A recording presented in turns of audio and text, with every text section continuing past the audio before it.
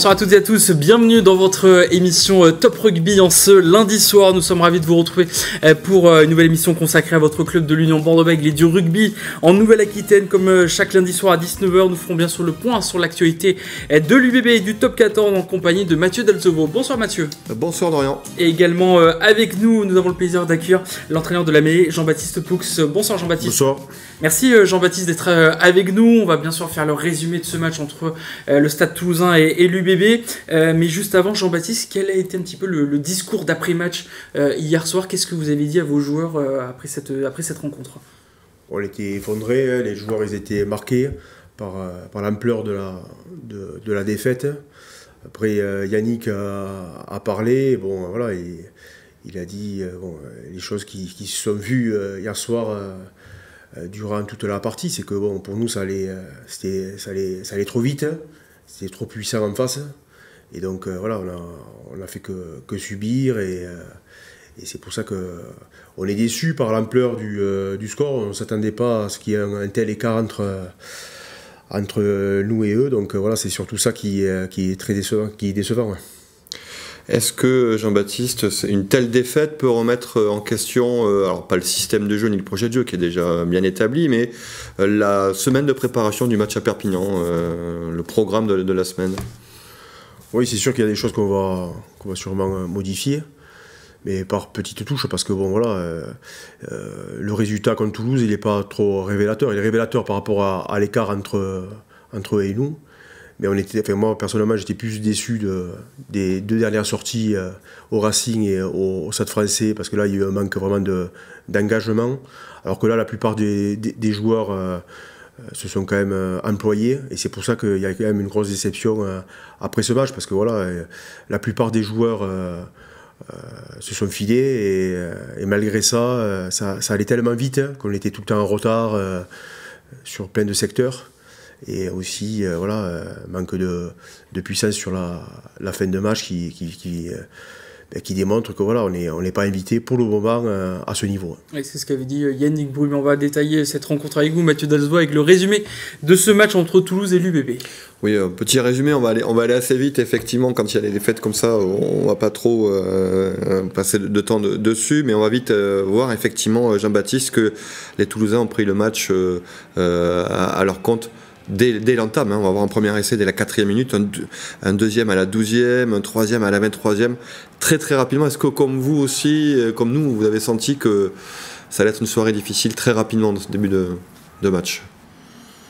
Ouais, après on a toujours quand même l'espoir qu'il y ait une réaction. Ah, vous revoyez les images, je précise, parce qu'il n'y avait pas. Vous avez revu les images? Oui, j'ai revu, bien sûr. Non, mais oui, j'ai revu les images, mais bon, c'est vrai que ça. Elles font mal à revoir. Mais bon, voilà, on voit que ça va vite. À la moindre erreur, elle se pécache. Et donc voilà, on ne s'attendait pas à prendre une telle fessée, une telle correction. Pourtant, les joueurs se sont bien préparés, on s'est bien préparé. On avait l'impression d'avoir le sentiment d'avoir fait une semaine correcte. Les joueurs, même le jour du match, on sentait qu'il y avait une tension, une peur de mal faire, parce que des fois c'est bon aussi sur des gros événements comme ça pour se transcender, pour élever son niveau. Et donc on a vu très rapidement que cette équipe de Toulouse avait pris le dessus.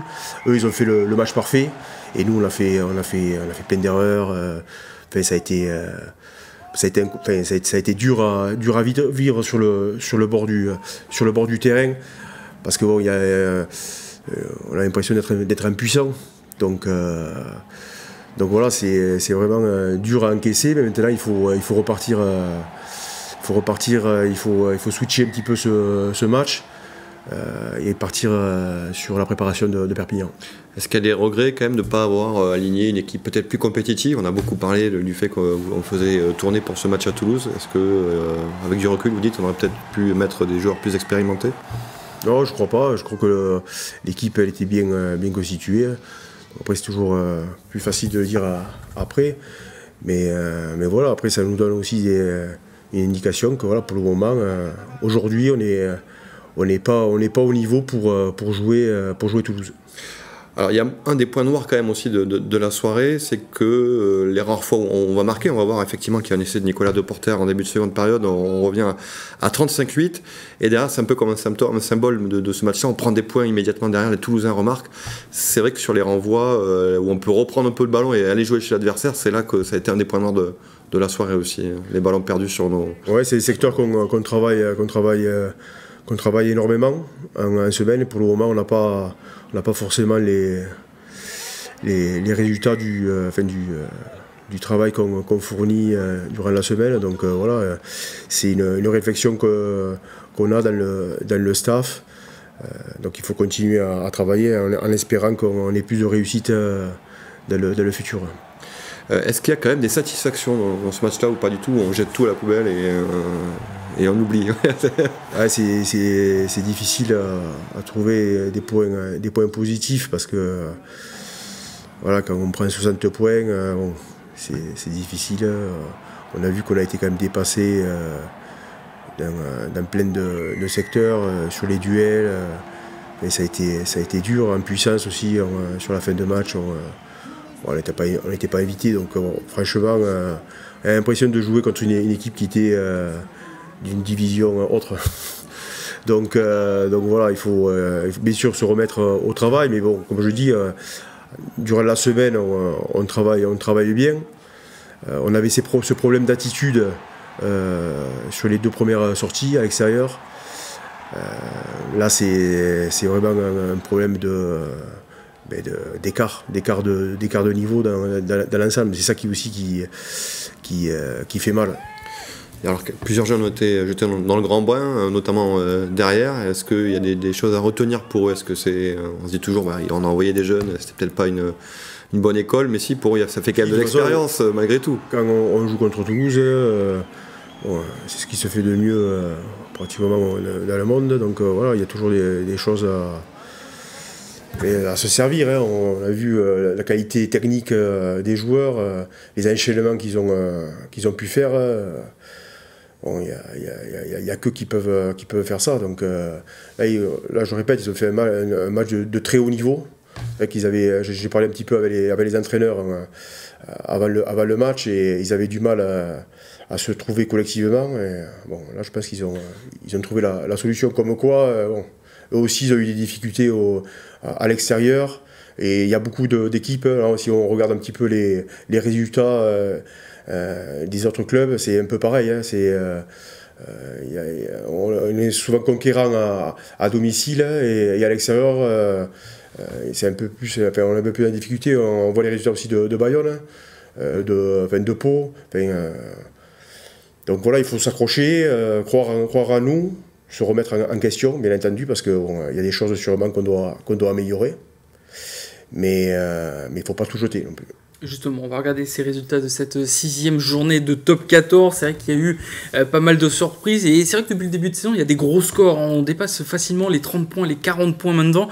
On voit que lors du derby du 64, on en parlera un petit peu plus tard dans l'émission, victoire de la section paloise face à l'Aviron bayonnais. La Rochelle qui s'incline face au Stade Français Paris 26-24. Clermont qui bat Toulon 27-10. Et donc Toulouse qui bat l'UBB 56-13. On va regarder le classement de ce top 14 en rappelant quand même que Toulon et La Rochelle ont un match en moins. Ce match se disputera en novembre. C'est que c'est Pau qui est co-leader avec Toulouse et le Stade Français Paris. Bayonne est 6e, reste dans le top 6. Bordeaux-Bègles est 10e. On va regarder la prochaine journée, la 7e qui va vite arriver. Ça arrive dès ce week-end. Bayonne qui affrontera l'ASM Clermont. La Rochelle recevra Montauban. 2e déplacement pour l'UBB du côté de Perpignan, et le choc donc entre la section paloise et Toulouse avant le match de clôture entre Toulon et le Racing 92. Vous avez parlé de ce match, notamment entre Pau et Bayonne. Est-ce que c'est le score que vous retenez de cette 6e journée, si on doit regarder s'il y a un match que vous retenez un petit peu de cette journée? Ouais, c'est un peu ça. Ouais. C'est un peu Bayonne qui fait un gros match contre Toulouse. Et après, voilà, le week-end d'après, qui charge un peu, qui charge à Pau. Donc voilà, maintenant tu fais un exploit en gagnant Toulouse. Et le week-end d'après, tu t'effondres à l'extérieur contre Pau. Comme quoi, ce championnat est très, très difficile. Donc, quand tu gagnes, il ne faut pas non plus croire qu'on est champion du monde. Et quand tu perds, il faut pas non plus s'enterrer. Donc voilà, c'est dur mentalement parce que c'est vrai que on joue un peu avec les émotions, mais il faut garder la tête froide. Et ce qui est important, c'est le match suivant. Alors quel bilan on peut tirer déjà du début de saison de l'Union Bordeaux-Bègles? Effectivement, on a vu des difficultés à l'extérieur, hein, avec ces défaites et ces scores surtout assez larges. Par contre, on fait le job à domicile. Comme tu disais, c'est le cas de beaucoup d'équipes, hein, finalement, dans ce début de saison. Mais si on doit tirer un premier bilan, qu'est-ce que vous en retenez? Eh bien, le premier bilan, il est mitigé. C'est sûr qu'on s'attendait à ce que ça soit difficile. Parce que, vu le contexte, on sortait d'une grosse... Après-titre, c'est ça? Le titre est une grosse saison, où c'est que vraiment, on a beaucoup joué la saison dernière, hein, donc les corps ont été meurtris. Voilà, il y avait quand même pas mal d'absents dans notre effectif. Le fait aussi que quand tu gagnes, des fois, tu penses que ça va arriver tout seul. Donc voilà, on s'est remis au travail sérieusement. Je pense que les joueurs ont amélioré leur attitude lors des entraînements, lors des matchs. Mais en même temps, on marche sur un fil. On marche sur un fil par rapport au fait qu'il nous manque des joueurs importants et que tout le monde veut nous battre. Avec la manière. C'est le revers de la médaille du titre européen. De la médaille. Donc dans ces moments-là, il faut se resserrer et des fois faire un peu le dos rond et attendre que l'orage passe. Mais là, il va y avoir une grosse tempête à Aimé Giral le week-end prochain. Donc voilà, ça va être un bon test pour voir la mentalité de notre équipe. Justement, on va ouvrir notre page Perpignan. Perpignan, ce sera votre prochain adversaire. En terre catalane, c'est vrai que Perpignan n'a toujours pas gagné un match cette saison. En plus, cette semaine, ils ont écarté 2 membres du staff aussi du côté de Perpignan. Est-ce que c'est un moment charnière pour vous, un premier moment charnière de la saison pour vous, ce match face à Perpignan? Ouais, je pense que les deux prochains matchs, c'est un tournant sur ce début de saison. Donc ça va être important de ramener des points. Donc on sait qu'à l'extérieur on est faible. Donc là il faut être bon dans l'état d'esprit, les efforts et être juste dans notre rugby. Donc est-ce qu'on est capable de le faire? On le verra samedi après-midi. Comment on peut expliquer justement le double visage, enfin les difficultés de l'Union Bordeaux-Bègles à l'extérieur? C'est important de le rappeler, vous l'avez dit aussi, il n'y a pas que nous, on voit même le Stade Toulousain qui prend 40 points à Bayonne, qui gagne derrière, mais voilà, est-ce qu'il y a une explication sur ce double visage entre extérieur et domicile? Tous les matchs sont différents. C'est vrai que le match du Racing, on est passé à travers. Pareil, il y a eu des choses qui ont été bonnes devant. Derrière, on était passé complètement à travers. Au Stade Français, on a été mangé devant, derrière, dans les attitudes, dans le combat au jeu au sol. Et là, contre Toulouse, on a été dépassé dans tous les secteurs. Donc voilà, là maintenant, il faut faire un match parfait pour gagner à Perpignan et contre Bayonne. Là, ces 2 matchs sont hyper importants pour la suite. Et justement, est-ce que vous avez des souvenirs d'Aimé Giral? C'est une terre hostile, on va dire, à Perpignan. C'est très difficile d'y gagner, même si cette saison, c'est vrai que la plupart des clubs arrivent à gagner à Perpignan face à une équipe malade. Vous avez quel souvenir, vous, d'Aimé Giral? C'est toujours des souvenirs âpres, compliqués. Il y a beaucoup de combats, de défis physiques, très forts en conquête. Ça a toujours été des matchs durs. Pour l'engagement, c'est souvent un test. Pour l'engagement, pour l'ambiance qu'il y a autour. Donc voilà, après, c'est vrai que c'est une équipe qui est en difficulté. Ce début de saison. Mais voilà, nous, on est en difficulté à l'extérieur. Donc ça va être un match, un révélateur un peu de notre première partie de saison. avec une équipe aussi de Perpignan qui peut douter, parce qu'elle a quand même 0 points aussi au compteur, quand les Montalbanais en ont quelques-uns en plus, c'est les points de bonus défensifs, mais enfin c'est quand même 0 pointé pour l'instant pour l'USAP. Ça veut dire que c'est une équipe qui peut aussi douter assez rapidement. À l'inverse, on sait que l'Union Bordeaux-Bègles a du mal à démarrer les rencontres aussi, donc la clé du match, c'est ça, c'est l'entame de match, ça peut être déterminant. Nos entames ne sont pas forcément bonnes, donc j'espère qu'on va pouvoir le régler samedi, mais bon là ça va être un vrai test avec l'ambiance qui nous attend. Ça va être un vrai test pour notre équipe. Un vrai test aussi à la mêlée quand on sait qu'ils ont recruté un certain Nicolas Mas de l'autre côté. Après, Nicolas Mas, il ne sera pas sur le terrain, il sera comme moi en tribune. Et lui, c'est pareil. Voilà, ça fait plaisir de le revoir au bord du terrain, parce que au final, si on ne reste pas dans le rugby, on n'a pas trop l'occasion de se revoir. Donc là, j'étais avec les Toulousains hier. Samedi, je reverrai le bus, c'est sur Long.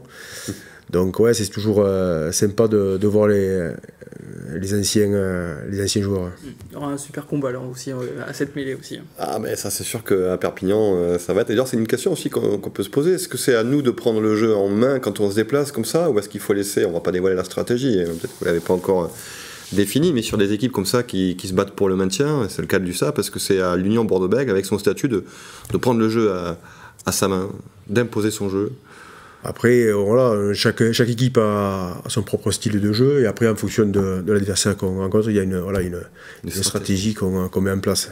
En tout cas, ça va être un match intéressant. Ce sera bien sûr ce samedi après-midi. On va juste faire une petite page de publicité. On revient juste après pour la suite de votre émission, le 19h Sport Top Rugby, pour continuer à parler de l'actualité UBB. A tout de suite.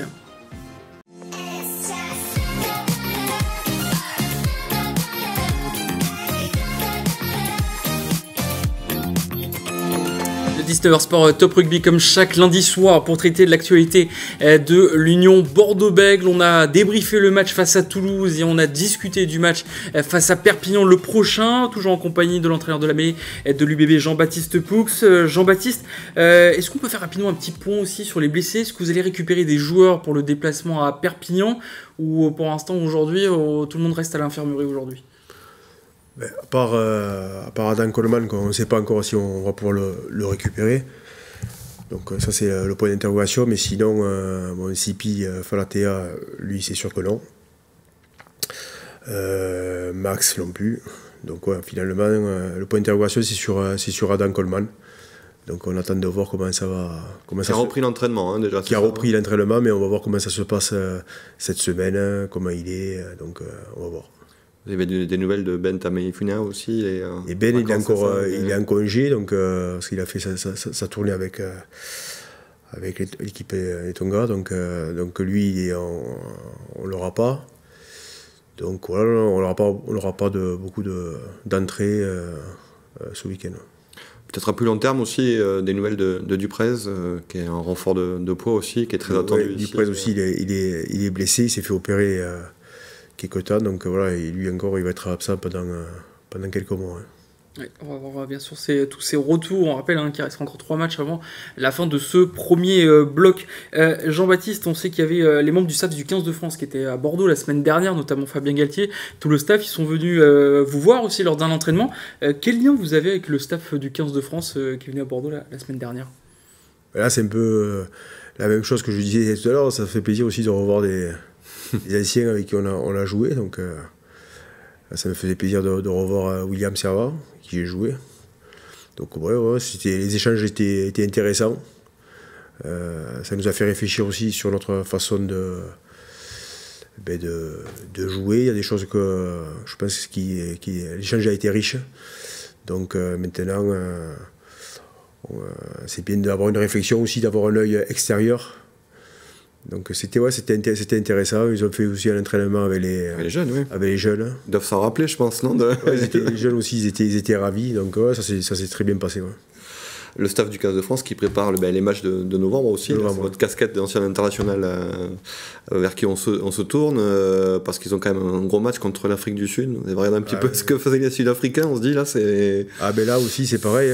C'est un autre monde aussi là. Ouais. Là je pense qu'ils sont en pleine réflexion sur comment contrer la puissance sud-africaine. Donc on va voir comment le rapport de force... Qu'est-ce qu'on va mettre en face le pack des Sud-Africains qui terrorisent le rugby mondial. Effectivement. Oui, on voit effectivement que l'Afrique du Sud est championne du monde en titre, et elle continue à progresser. Cette version-là est encore plus forte que celle qui a gagné la sur un cru Springboks. Ils sont incroyables. Ils sont incroyables, vraiment. Une équipe comme ça, j'ai rarement vu une équipe qui domine le rugby. On parlait beaucoup de cette jeunesse aussi que vous intégrez au fur et à mesure dans cette équipe pro à l'UBB. Il y a aussi certains jeunes qui sont en prêt, comme Zachary Afan, pilier droit, en prêt du côté de Brive. Est-ce que vous le suivez? Qu'est-ce que vous retenez un petit peu de son début de saison? Qu'est-ce que vous suivez un peu sur Zachary Afan? On regarde ses matchs. Donc on le suit à travers la compétition, parce que surtout ce qui est important, c'est le match. Donc après, là j'ai vu qu'il s'était blessé contre Biarritz. Je pense qu'il risque de revenir après cette pause-là. Donc voilà, c'est surtout l'évaluation, elle se fait sur les matchs. Donc c'est important que ces jeunes ils soient confrontés à la compétition, parce qu'on le voit bien, pilier droit, c'est un poste qui demande de la maturité. Souvent tu éclos, la plupart du temps tu éclos tardivement, à part des exceptions, mais sinon le passage en Pro D2 il est obligatoire, et c'est un vrai révélateur. Si tu es performant en Pro D2, tu as une chance de faire partie d'un effectif de top 14, mais on le voit bien, pour concurrencer le très haut niveau, il faut des joueurs de très haut niveau. Donc les jeunes, la formation, il faut prendre son temps.